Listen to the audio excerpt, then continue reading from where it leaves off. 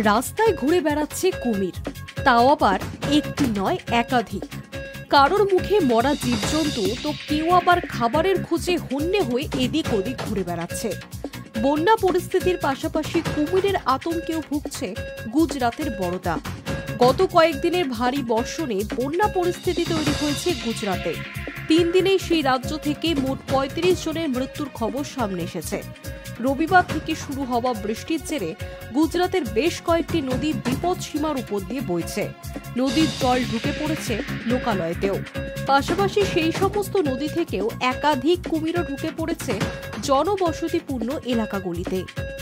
ফলে আতঙ্ক ছড়িয়ে পড়েছে সাধারণ মানুষদের মধ্যে।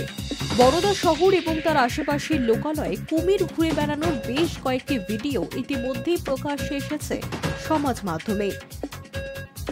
সেখানে কোথাও দেখা যাচ্ছে মুখে মরা জীবজন্তু নিয়ে যাচ্ছে কুমির, কোথাও আবার একটি কুমির ভেসে যাওয়া একটি নিচু বাড়ির ছাদে উঠে পড়েছে।